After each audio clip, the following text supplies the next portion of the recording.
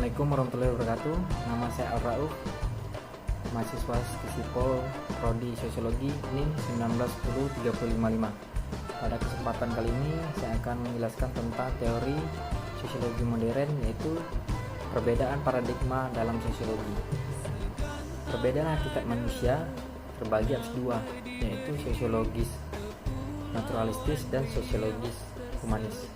Sosiologis naturalistis ialah manusia adalah insan yang malang, yang kelangsungan hidupnya hanya mungkin berada dalam suatu dunia sosial yang tertib.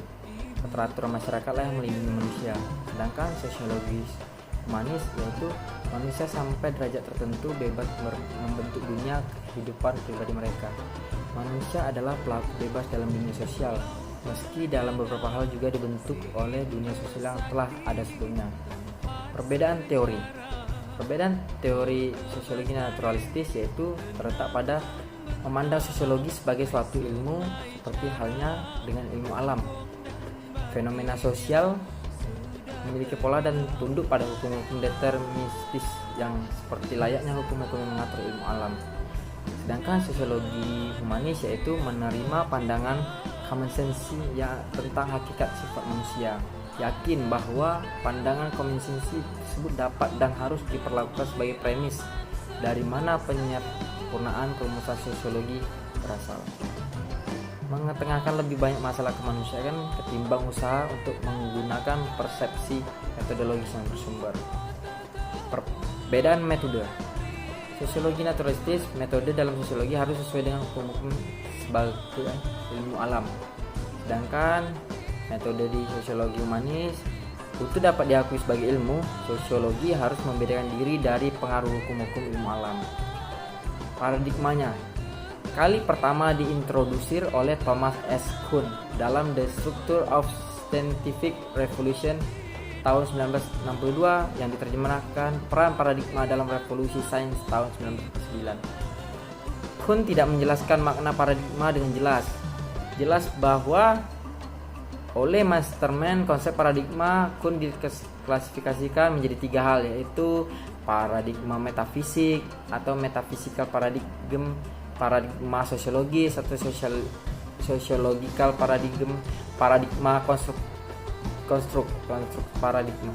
Paradigma metafisik memerankan fungsi menunjukkan pada sesuatu yang menjadi pusat perhatian komunitas ilmuwan, menunjuk kepada komunitas ilmuwan yang memusatkan perhatian untuk menemukan sesuatu yang ada, menunjukkan pada ilmuwan yang berharap menemukan sesuatu yang sungguh-sungguh ada. Paradigma sosiologis mengacu pada pengertian keragaman fenomena yang menjadi kajian ilmuwan, yang ilmunya diterima oleh ilmuwan di bidangnya. Paradigma konstruk, konsep yang paling sempit berkaitan dengan ilmu tertentu.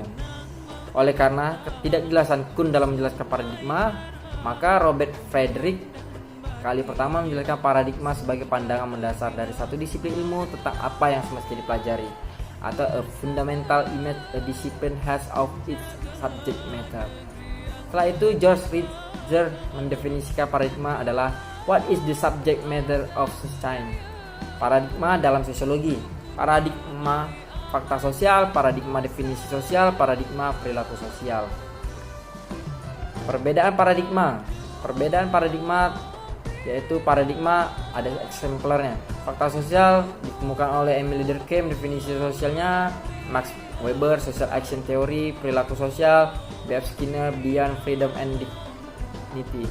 Pokok persoalan fakta sosial yang dikemukakan oleh Emile Durkheim yaitu fakta sosial, struktur sosial, institusi sosial. B. Fakta sosial mempengaruhi tindakan sosial individu. Fakta sosial bersifat eksternal, berlaku, umum, konsersif, dan intersubjektif. Sedangkan menurut Max Weber, tindakan manusia berdasarkan bagaimana mereka memahami suatu situasi. Tindakan individu adalah interaksi dari dirinya sendiri dengan orang lain. Manusia itu makhluk yang kreatif dalam memahami realitas sendiri. Sedangkan menurut B.F. Skinner, objek sosiologi adalah perilaku manusia yang nampak serta kemungkinan perulangannya. Perilaku sosial memusatkan perhatiannya kepada hubungan antara individu dan lingkungannya. Demikianlah yang dapat saya sampaikan pada kesempatan kali ini. yaitu mengenai tentang perbedaan paradigma dalam sosiologi. Terlebih terkurang saya mohon maaf. Saya sudahi dengan wabillahi taufik wal hidayah. Wassalamualaikum warahmatullahi wabarakatuh.